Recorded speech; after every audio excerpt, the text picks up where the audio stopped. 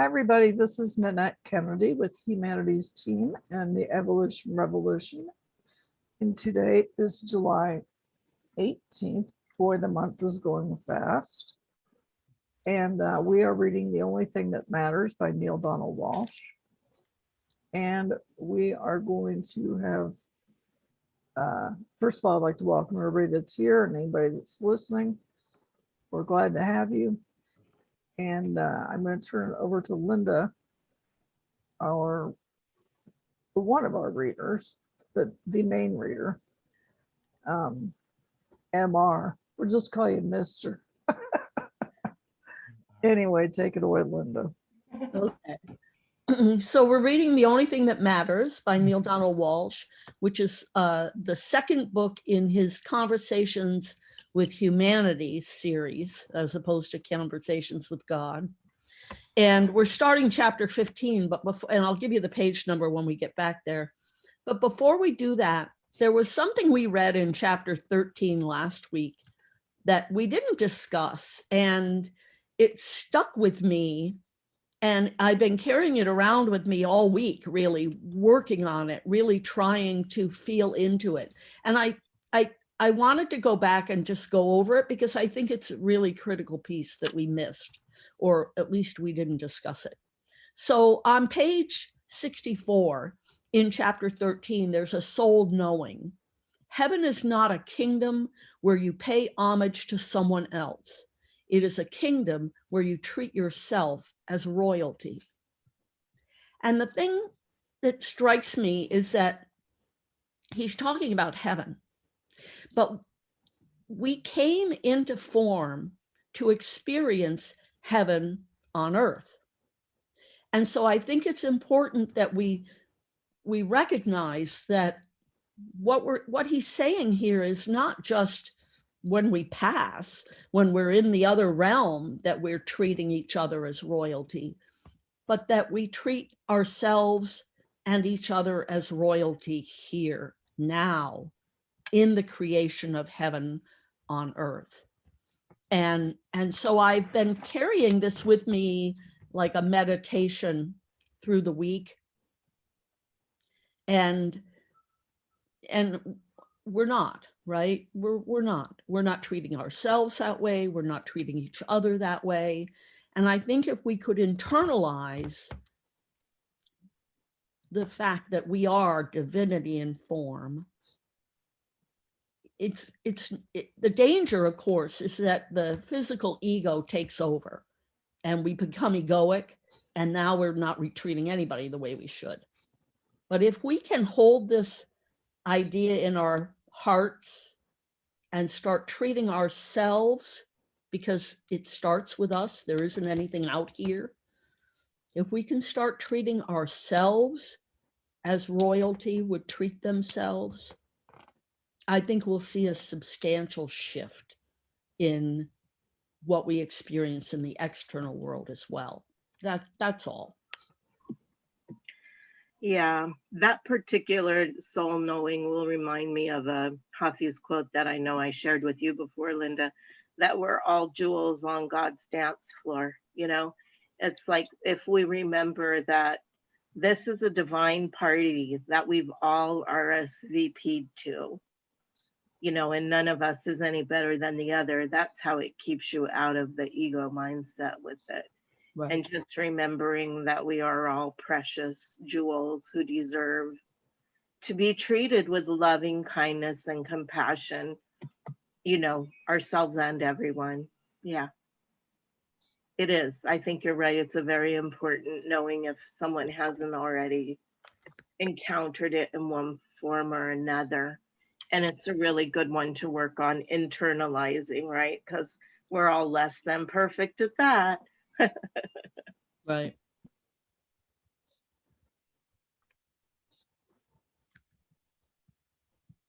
So if there's no other discussion, I'll go ahead and start chapter 15, which starts on page 74.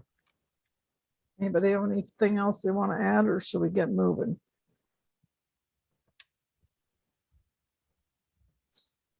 I would say that means let's get moving. Okay. Chapter 15, How It All Works.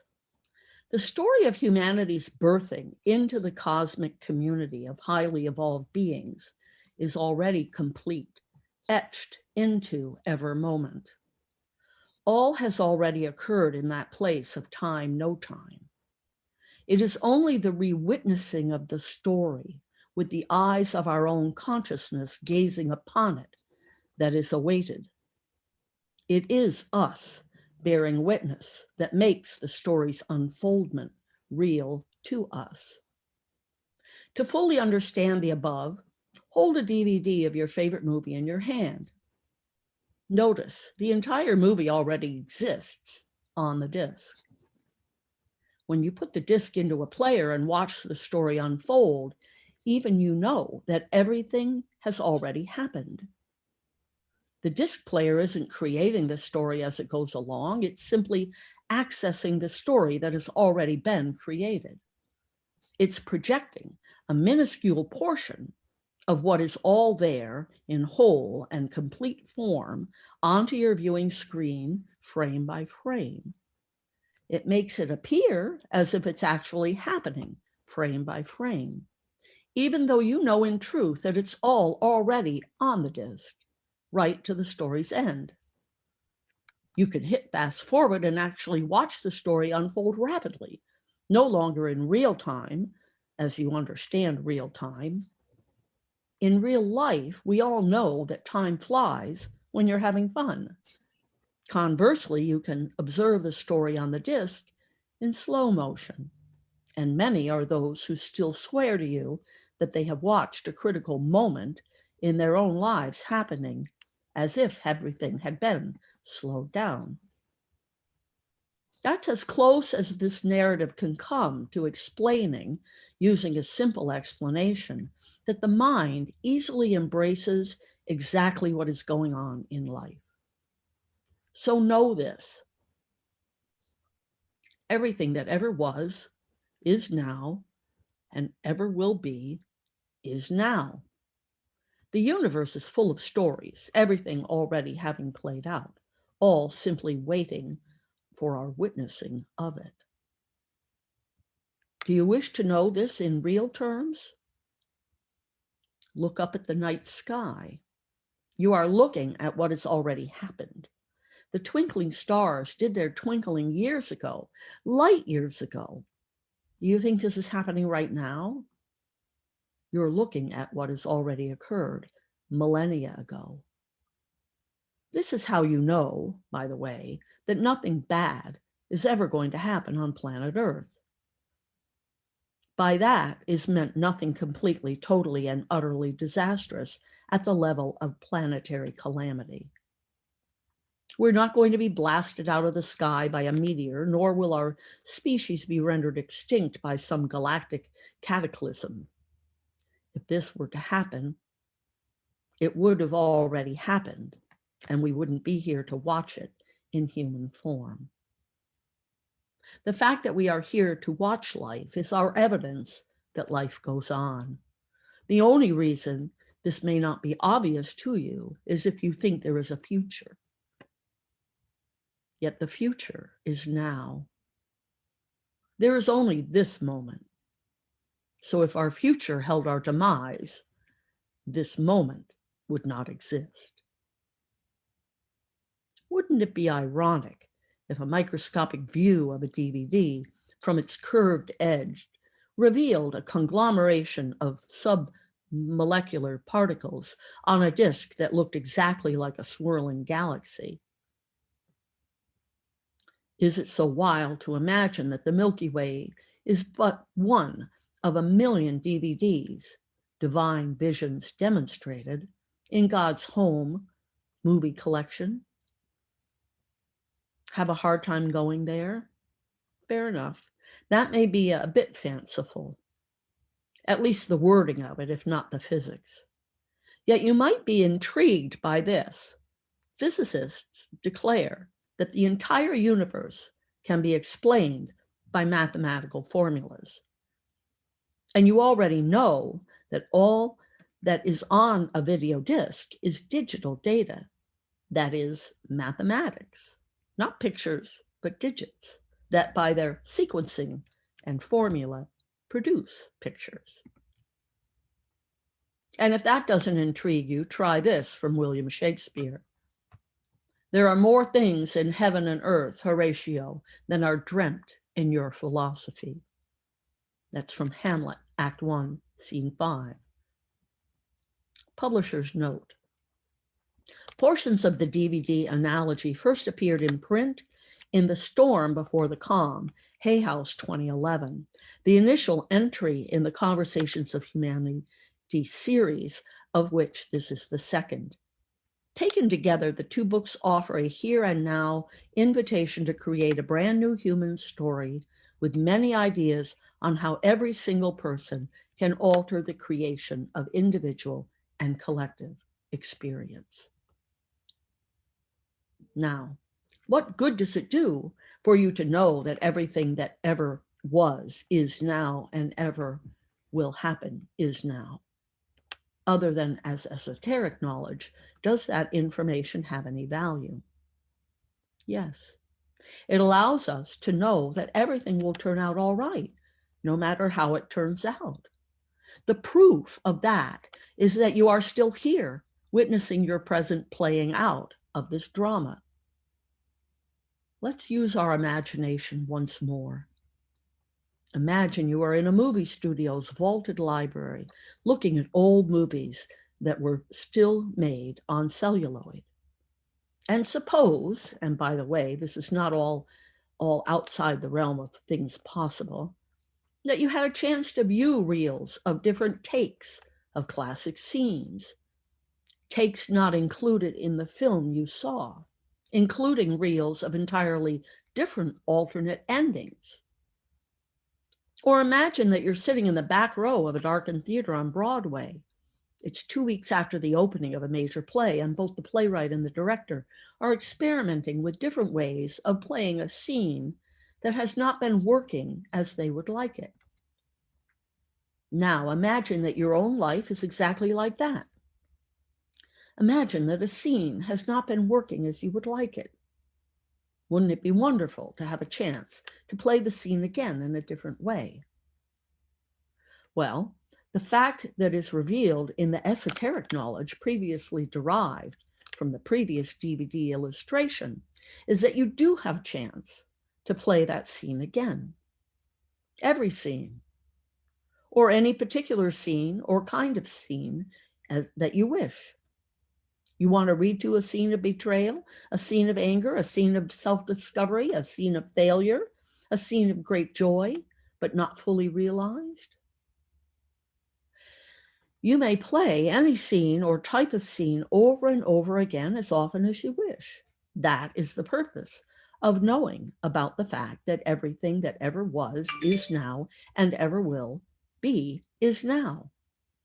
All the possibilities in the universe exist simultaneously, and you get to decide which ones you wish to experience this time through the scene. Have you not ever had the experience of being overcome with a feeling that, oh my God, I've been here before? Déjà vu, as the French literally already seen, is the phenomenon of believing an event or experience has occurred in the past. It has. Thinking of your life as a play, with you as the lead character, may be new to you, but it was not new to Mr. Shakespeare, the master playwright we quoted earlier. Said he, "All the world's a stage, and all the men and women merely players. They have their exits and their entrances, and one man in his time plays many parts." That's from As You Like It, Act 2, Scene 7. Scene 7. Now let's look at how one scene from life might play itself out in your own day-to-day experience. Here is an example. Let's say that divine purpose at a particular moment is to experience through you that aspect of divinity which you call patience. a soul knowing everything that ever was, is now, and ever will be, is now. In such an instance, would it be more purposeful for your soul as the agent of the divine to create a moment or an hour or a day in which everything is going perfectly and not a stitch of patience was required? Or in the alternative, would it be more purposeful to collaborate with other souls in co-creation of a situation, condition, event, or circumstance in which you had an opportunity to demonstrate patience and thus experience it and become it? Ah, says the mind, I see. And so we observe that divine purpose may not always involve the soul taking what you would call the easiest path.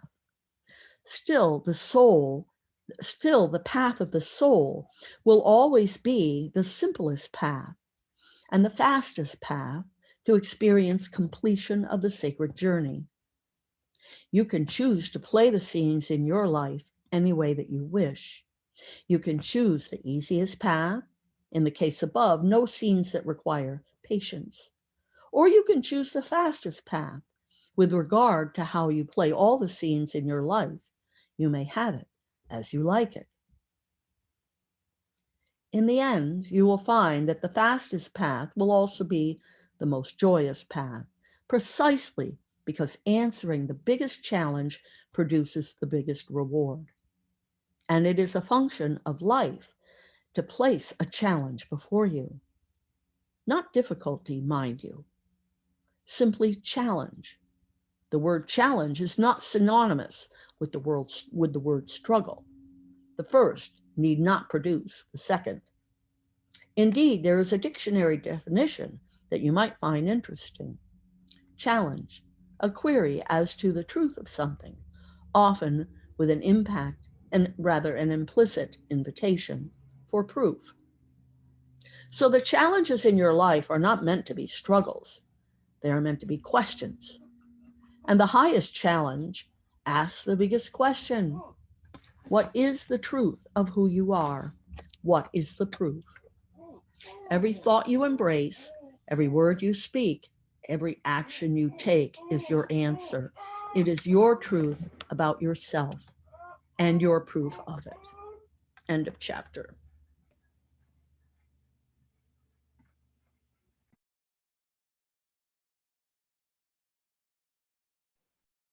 Thank you.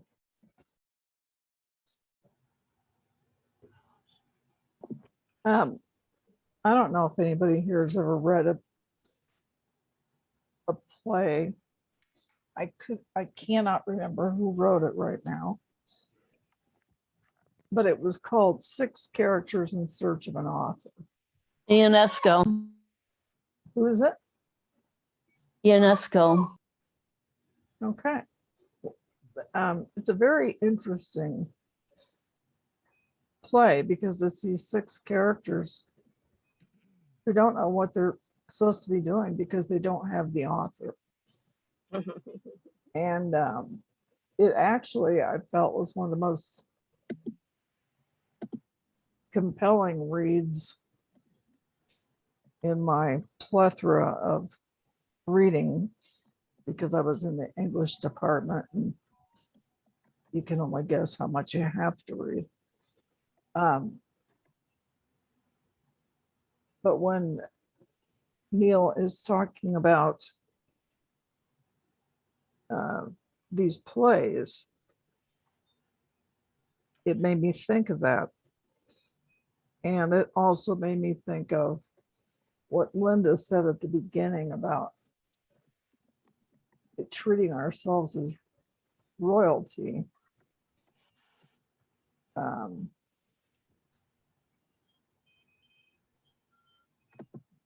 I'm just going to leave it at that for the moment. Anybody else? Yeah. Let's see if it will come back. It's funny because as soon as you said you were thinking of a play, I knew that was the play that you meant. The interesting thing to me was when I first read that thing about how everything that's ever happened has already happened and we're just witnessing it, like watching a DVD. I thought about this whole idea of like the multiverse and this idea that there's a Mary who's lived every life, like gone down every path where I ever considered a choice between these options, you know, like that there's a Mary who chose that other path in some alternative universe. And so it just made that idea so real for me that I can pick whatever string I want to be on. You know what I mean? Like whatever changes I feel like I want to make in me or the way my life is playing out, that I can just look for that reality, right? I don't know. I don't know if I'm explaining it well, but it was a very interesting thought to realize that if it's all there, then I'm not limited by where I happen to be right now. So there was something else, but I don't remember the other thing right now. I like that, the limiting by, I think by the limitation, we only put the limitation by saying this is good and this is bad. Right. I also think, yeah, but to be aware when we are on the way, I think that's so in daily life, it's not all that easy. But just to put steps. But I just also wanted to go back to another point when Linda wrote about the déjà vu. It just came back to me. I had very intense déjà vus in my life, but the most of them were in African places. I'm very drawn to African places, and one there was at the Rift Valley, and one in Nanyuki. It's all in Kenya, and it's really felt like I have been there. That my whole life just always was there, and I feel very drawn to it. And even though when I'm not happy, and it's a while ago, and I think of it, it makes me happy again. And now I just interested, do you have some other also places where you're very much drawn to? Italy. Yeah, I think when I see you, I think to see you on an Italian market. Yeah.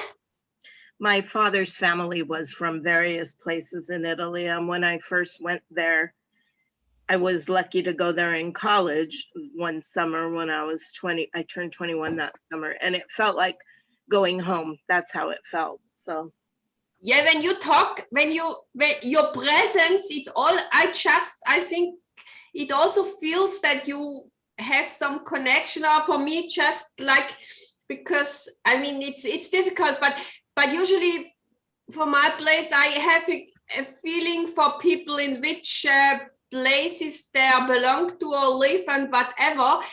And yeah, but the fancy thing when you tell me these people, they get to know me or the whatever, and for the first glance, they always think I'm somewhere from Russia. But I'm not connected to, it's just a note, and I just find it interesting, and so, but yeah. I don't feel drawn to any place in Eastern Europe. I'm often connected with people from there, but yeah, I'm very much drawn to African places from east to south. And that's now, even it's very much hurting me what's now going on. I just heard with a colleague from South Africa a few minutes before we did this call, what's going on right now in South Africa and all this violence and all this. It makes me sorry for them. Yeah, I'm complete. I too am extremely drawn to Africa, and particularly South Africa. And I've been blessed to have gone there twice. And the first time I went there, once I got out of the airport, I took my shoes off and let my feet feel the earth. And I literally squatted down and kissed the ground. Mhm. And I can't even really put it into words. But I just completely drawn to the area. Now I am also drawn to Italy and Ireland because I'm my tired. my grandparents are from Italy and Ireland. And I've been to Italy. I have not been to Ireland. I would love to go someday. But it's an interesting thing when you're drawn to a place. And I was drawn to Africa before I'd ever been there. Mhm. And when I found out that Humanities Team Global Council was going to go there, and I think it was in 2009, Mhm. and we were going to give Archbishop Desmond Tutu the Spiritual Leadership Award. And I was like, I went to my husband, and we didn't have that kind of cash for me to be flying around. And he said, you're going to go, you're going to go. And he figured out that he had enough, I forget, mileage points or whatever, for almost the whole trip, round trip on the flight.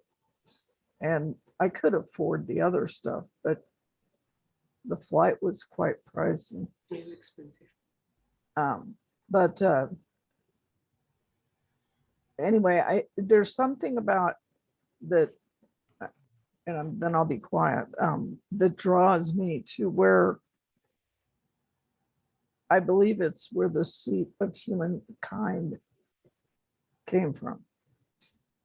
And I mean, I just feel it in my heart. I could be wrong. There's been lots of articles about it, but anyway, over. Nanette, just a short question. Do you say you are drawn to South Africa? Do you have special places also?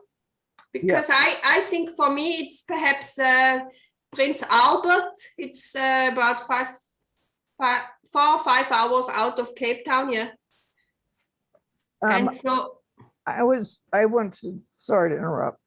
I was mostly in Kruger National Park and did all sorts of not killing, but safaris. And I thought, I mean, I burst into tears the first time I saw an elephant out in the wild. Yeah. And I could hear him chewing on the grass. You know, I mean, he was that close to the Jeep that I was in. So I'm really drawn. I'm not so much drawn into any of the cities, like Pretoria. There's a lot of crime down there. And I haven't been watching the news, so I didn't know there was some violence going on, but unfortunately, they've had more than their fair share of it. yeah. Yeah, I think I was living there for twice, and I was working at the botanical garden in Cape Town. I'm somehow drawn to some places in Cape Town. Yes, I like them. And the experience with safari, it goes very deep, but I've done it in Eastern Africa, being with the camel, just out in nature in a group of people for 2 weeks or so. And it's magical. It goes very deep. For people, they really like and love to be in nature. It's a very special experience. It's like, if I just have to say, okay, when was the really deep feeling of feeling whole? then it was always in these moments. To sleep under the sky and yeah, in the bush, and just, no, it was not much protected, but I think I even felt more safe than in Switzerland. For my whole feeling, I'm complete. Me and my mother had the same experience with Scotland, the Outer Hebrides, and we're of the McCoy family. The clan McCoy is in my mother's side of the family, so it was Scottish. And she read about the Outer Hebrides, and that's where the Isle of Harris is, where they do the Harris tweed jackets. And it's a cottage industry, so they're all just making the wool from the sheep, and they have sheep everywhere. And they're like 5 islands. There's all the Outer Hebrides. It's all just an island, and there's several of them. But the Harris is where they make, well, they do on all the islands, but make the Harris tweed. Like it's in Harrods and London and New York. Very, cottage industry. And so the working people, the poor people just around those islands, and they just have to get their food by ferry and stuff. I mean, it was really rough, but we went there twice. My mother said, I know, I've been here. She was a historian, she was an English teacher, and she was very knowledgeable about that. And she just said, I just feel like I've been here before. She kept saying it, and we talked to all the people and visited all the villages and the weavers and stuff. And she said, our ancestry is McCoy, and he came over to the US, and not sure which port or anything, but he was a weaver from, not from the Outer Hebrides though, which my mother didn't do that, but it was way up north in Scotland and the Highlands or something. And he was a weaver, and that was his craft. So that's how they got over the United States. If you have a craft, then, it was New Hampshire. And it's funny, he ended up from Vermont, but we're not from Vermont at all. I mean, our family's not from Vermont. But it was very interesting. I mean, she kept saying just out of the blue, we just be hike, because we took our big backpacks. It was in the 90s, but we just went hiking. We stayed at B&Bs, and they're so friendly on those islands. It was just lovely. But she kept saying, oh my God, it's so much of a kinship I feel here. I feel like I've definitely been here before. And she just kept saying, or my previous lifetime, I know that I was here. She was really a neat woman. She had a lot of those kind of experiences. I didn't necessarily feel it though. It was Mom.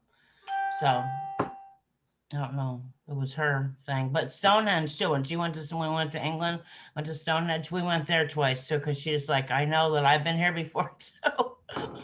It's just those pulls, and we have there's an English name, so. But it was neat. It was a really neat experience. Thank you. Mm-hmm. Well, Somebody- I would like to ask something about places. I don't know. I don't have any preferences, but I'm thinking about the person with whom we are in this lifetime. Do you have any experience? How many lives can people live together? Do we have the same souls? I don't know, in many lifetimes, or we change this? I don't know. I feel the best with my mom and son. The souls with whom I'm very connected, intensely connected. I'm thinking, am I living with them? My English is not very good. In this lifetime, and also in some other lifetimes. I don't have any spiritual experiences in this. My son told me that when he was 1 year, when he had 1 year, he told me, I was with a God on the sky, and he asked me, where do I want to be born? And I said that, in that house where was me and my husband. And then he said, I was going there. And when he said he had 15 years, he told me, I knew that will be some troubles where I will be born. He remembers something, but now I think that he has no any spiritual experience. And when he had also 5 years, he told me I'm not this body, I'm a soul who came in this body, because I was reading Bhagavad Gita when I was pregnant. And I was this idea, I'm not this body, not this body. And some experiences, I don't know if we are connected with some souls before or not, or we have different tasks. I don't know this because I don't have very much spiritual experiences, some, but not very much. Over. Thank you. I think, especially with children,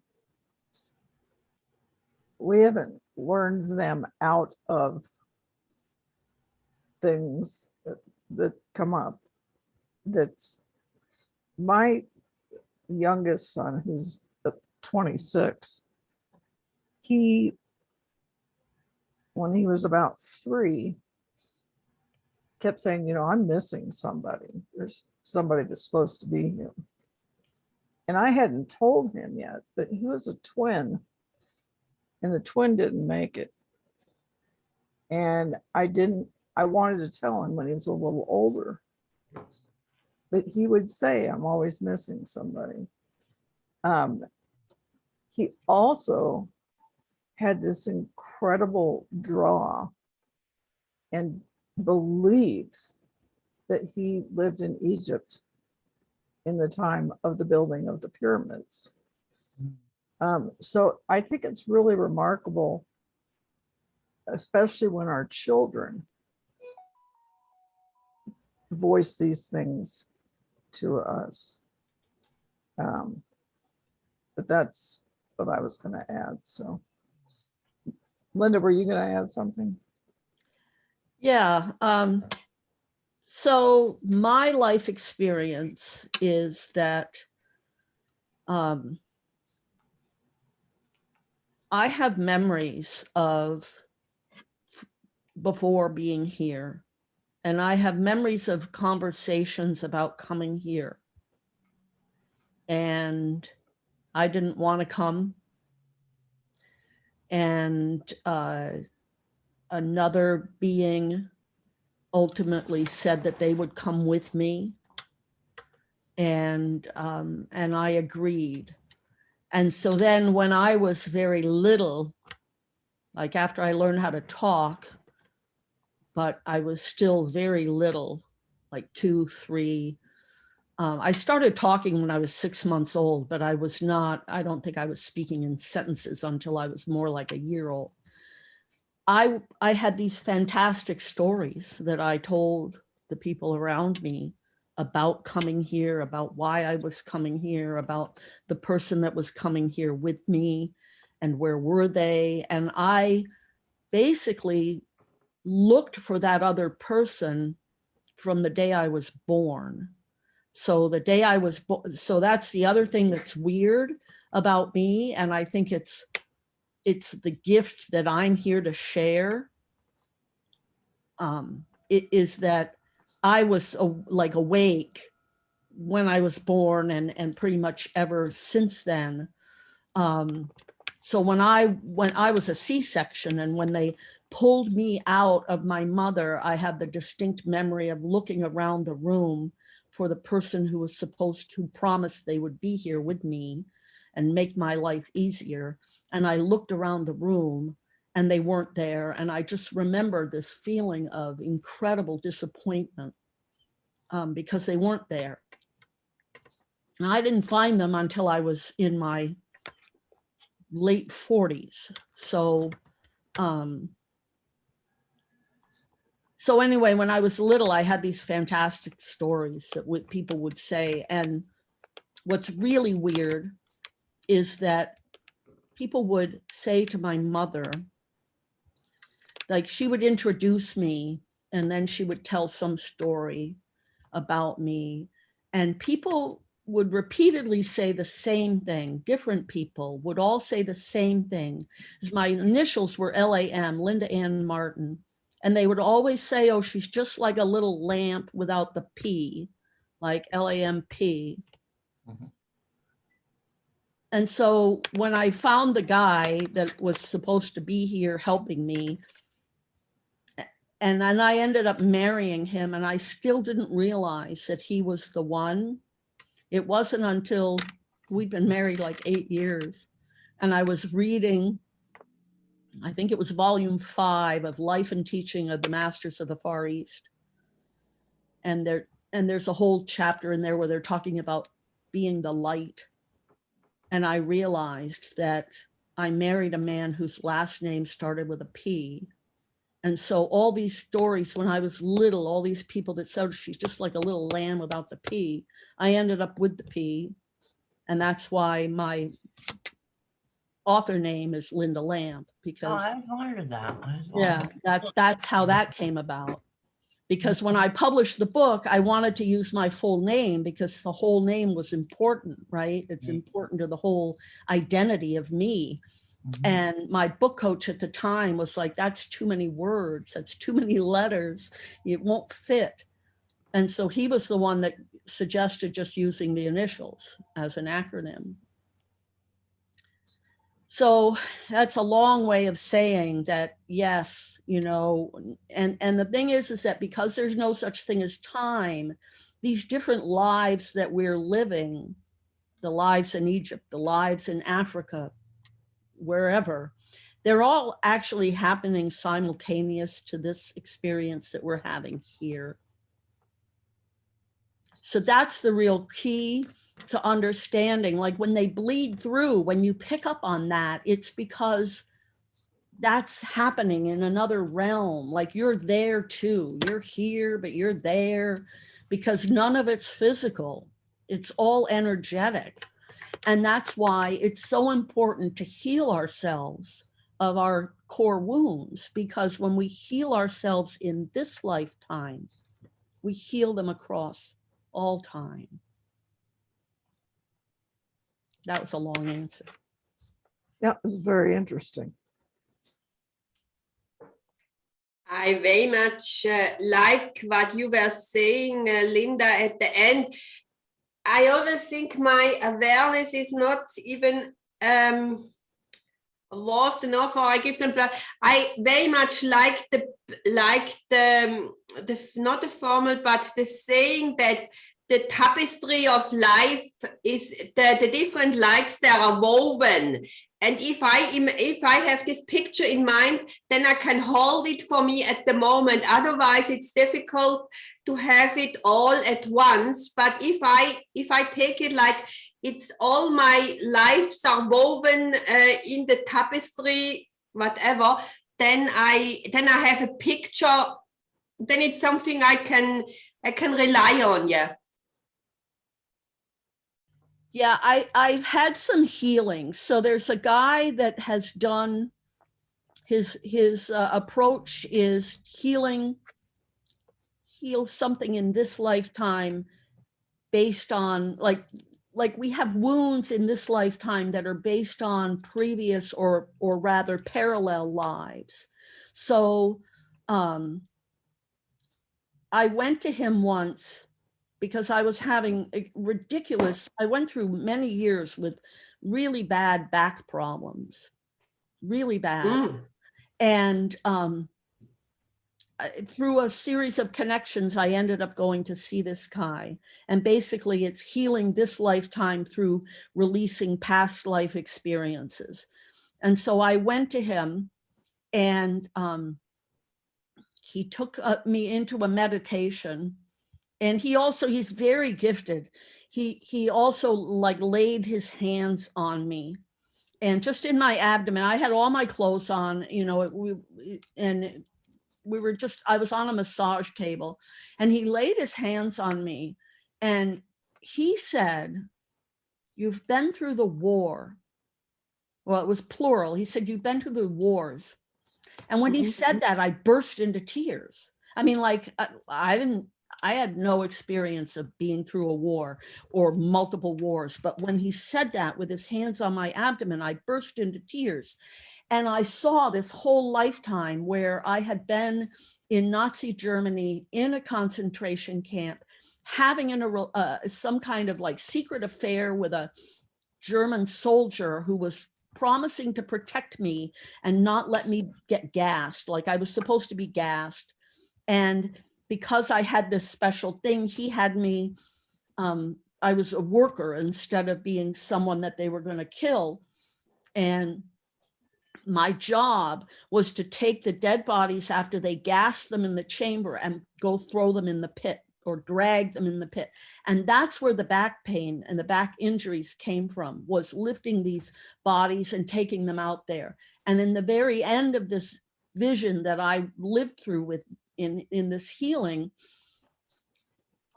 it was the end of the days and they were closing up the camp and I was the last person. And they, like, there were a bunch of us and they put us all in this chamber and gassed us all. And my dying lips, my dying words on my lips were, this isn't fair. This isn't fair, right? Because he had made me promises and this was not how this whole thing was supposed to turn out. And that was that was probably like the most recent in time, in slices of time. That's probably the most recent other lifetime. Because when I was born and until I went through this healing in my late 20s, the idea of things that were not fair used to just, you talk about triggered, right? I would become completely triggered, even as a child in school, when something would happen to someone else and it wasn't fair. I would go crazy. I would go nuts. I would lose it. And as soon as I went through this healing with that guy in my late 20s or early 30s, all of a sudden, where the issue of fairness came from, all of that, it just fell away. Like it healed itself because I could see it. And I could understand it and put it into context. And my back was instantly healed. Not that I never had any back problems after that, but I never had any back problems like that ever again. That's very, very interesting. It's very interesting. I also have had that it's not fair thing since birth, it feels like. And I will say, I don't know, I've had a lot of fascination with like the stories. There are books and stories about young girls in concentration camps or like sent off to the Russian steppes and stuff like that. And I couldn't get enough of that stuff when I was young. And I've been through some wars. I just know I have. I had one recollection my past life stuff has all basically either come up in body work or when I was meditating. But now I'm wondering if I knew you in those camps, Linda, or in one of the other wars, because I know Linda and I go way back beyond this lifetime. I know that to be true. I agree, Mel. Yeah. Anyway. We were sisters or lovers or mother. And there's something, there's definitely something there. I know one place I was in was a convent and it burned and I was trying to like get people out before it all went up. And I've met people in this lifetime. Once I got that recollection, I'm like, oh, she was there with me. She was there with me. One of my close friends from laughter yoga, I'm like, she and I were like yanking those bodies out as best we could. That's the alarm I set for book club, which apparently I set for 5 minutes before it ends instead of begins. Isn't it cute? I'll fix it today. Well, this has been really a very interesting conversation, and I think I'm pretty sure we could go on for quite a while on this subject. Well, let me just say, before you go on, let me just say, I went to that guy a second time because I started to have really bad problems with my knees. So just to make sure that everyone understands, this isn't a one-off, right? I was having really bad problems with my knees. And the vision that came, the life that came was something in ancient England, like there were stone castles and everything was cold and dark and damp. And I had apparently lost another baby. Like maybe this was something that had happened multiple times. And I was bereft and I was out in a graveyard on my knees, crying, sobbing. And somebody came to pick me up and take me in. And I couldn't walk because I'd been there so long. My knees were so cramped. And after that session with that guy, my knees have never been as bad as they were prior. So, so there's definitely something to it, right? There's definitely, you know, what we think of as past lives are not, they're concurrent, but they're real. They're real. No doubt about it. And when you can tap in to the root cause of something in either this life or another one, you can heal it across all of them. Over. I think that maybe when Neale mentions the quote, there's more in your life, Horatio, I'll butcher it. I think maybe that's what that's about. Well, and the other quote, all the world's a stage and we're all players. Yeah, Right? It doesn't say a stage in one time. It doesn't say a stage in one lifetime. It's a stage and we're the players. Yeah. And we're all the players. We're multiple players and we're all the players because we're all one as well. And personally, I love the idea of every universe being like a DVD in God's library. I love that idea, you know, and it totally makes sense to me. If he, you know, this universe is a playground for divinity, and we forget that. Linda has taught me that over and over again, and we forget that aspect. And, you know, I'm more than anybody, I came down here and fell into lack and seriousness. I read a book called Seriousness is a Disease, and may not be my favorite book, but it sure is my favorite title. Anyway, I don't know. Yeah, You probably but are gonna I, ask Mary, me to do the closing when we're done, so I'll just wait for that. but Mary, I very much think, yeah, we often forget about playfulness, about dancing, about moving, but not only, also, I think, yes, we are dancing and we are moving, but sometimes our spirit, it's so much, we are limiting ourselves. Yeah, in day life, it's so easy done that we are going to limit ourselves to this very small spirit and to become serious and to feed our egos. And so, yes, it's very much.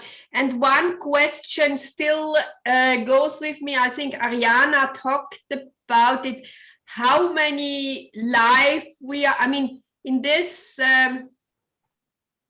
in the way of being embodied, how many lives do we have? Do we have 8 lives, 9 lives? I think different spiritual concepts give different answers. But did anybody already have some experience with it? It's continuous. The never Yeah, ending, it's like I never-ending think that story. goes- That's why I think things are called the goes on- never-ending story. There's stories that go on through eternity, I think. Kirsten, you would say you can have 20 or 25 or even as many as, yeah, thousands. The cats only. 1,000. Yeah. Well, if we're Cats all only have one, 7. That's it. They don't think get any about more. it, though. If we're all one, We have all of them. then we're having 7 All billion. of them, yeah, that's But even so, there was a book I had, Brian Weiss, a book, Come with a CD, so you can do a past life regression on yourself. I You have that book. descend- I Yeah, have- you descend into the Hall of Mirrors, and then you see all the people looking in the mirrors. And the idea is that all those people are you in different lifetimes. And my hall was really full. And there were a lot of people in there that I didn't want to jump into that body because I know that they were not nice people. So that has really helped me with judgment of other people most of the time. Sometimes I still get lost and forget because there's also, there's ideas all over the place that we've all lived all the lives. And like, when I understand that I have lived lives that I would not be proud of as the Mary who I am right now, who believes in love and compassion, someone else might be living that life because those are the lessons they need to learn this time around. And, next time around, they could be very different too. And also in the Tao Te Ching, it says something about not judging because in any given moment, the person could change, they could be the worst person ever today. They could wake up tomorrow and be different, which also goes well with this whole idea of like all the possibilities exist. And we don't have to stick to the rut that we're on, right? Which was in there with it was in there in our reading today with everything existing at once. And yeah. Were you going to say something, Romy? yeah. Mary, thanks for your picture to see into the mirror. The moment you talked about, I just imagined myself to see in the mirror, and then I saw mirroring myself. As long as I couldn't even make it out, then it melted with all the other faces, and there was just one face. Wow. Thanks for the picture. It was very strong. That's very cool. I'm complete. Thanks. Thank you. I just want to add one more thing, and I actually really got to meet Desmond Tutu. I mean, we chatted and stuff, and one of the things he said, he goes, and he's very funny.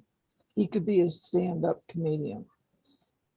And he says, one of the things I don't understand is how somebody can say, where do I find God? And Desmond Tutu says, if you don't see God in the person next to you, then you are never going to see God. Right. Because we're all connected that way.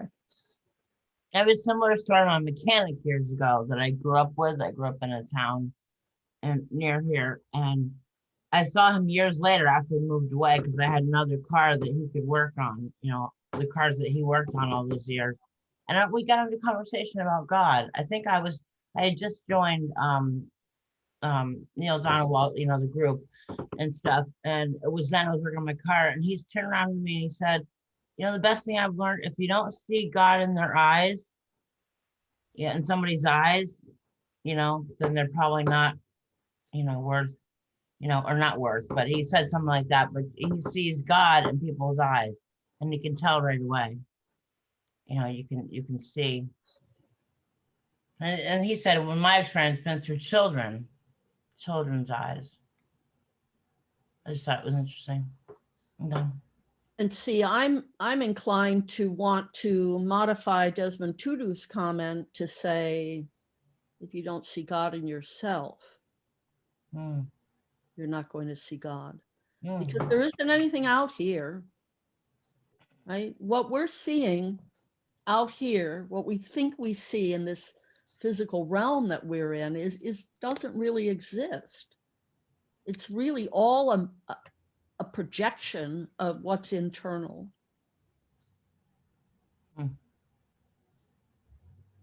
Yeah, it is. And we could go on forever with this conversation. That's true. And we can, and I don't mind having these conversations at all. And I don't think any of us here do, because I think we all took part. But I'm gonna have Mary wind things up for us. And yep, Sorry. mercy. Thanks for the musical introduction. Yeah, So here we are. Thank you, universe, again, for bringing us all together to experience God, or whatever name we want to call that, as one in us. You know, in all our hearts as one heart, where we feel the love, the divine love in our hearts for ourselves and for each other. We feel the connection here in this group, and it's beautiful and it's miraculous, and it's something that we can carry with us as we go out into the world and feel for the other people and beings and things that we encounter. You know, if it all comes from the Creator, it's all a part of the Creator. It's all divine and perfect as it is. Doesn't mean we get complacent and don't need to do anything. It just means that we don't have to struggle in the moment. With the perfect now, we can just see it and accept it and bless it and maybe not understand it and not like it. But we can live live the questions. That was something I wanted to say earlier. I don't remember now what it referred to, but like we all want answers. And sometimes the answer is to just live into the questions, live into the uncertainty. That's part of the beauty and perfection of every moment. Yeah. Wrap it all up in a beautiful gold pink love bubble and send ourselves out into the world for the week. Thank you all for being here and thank you. being a part of the love bubble. Thank you. Yeah, thank you, and a great good week. And it's Yes. nice to be Thank part of you. the group. I enjoyed Thank you it. very much. You're I'm very welcome. happy to be here. Thank you. All right. Well, thank you, Kirsten and Ariana and Romy and Linda and Mary. And thank you, Linda, for reading. And it was a very enjoyable session, and it will keep me in peace this week. All right. I love you all, and we'll see each other next week. Love you all. Everybody be careful out there. Take care, Delta's on the rise. Be careful. All righty. Wear your mask, even if you've had a shot. Oh, yeah, Yeah. definitely. Okay. All right. Bye-bye. Thank you very much. Thank you. Thank you.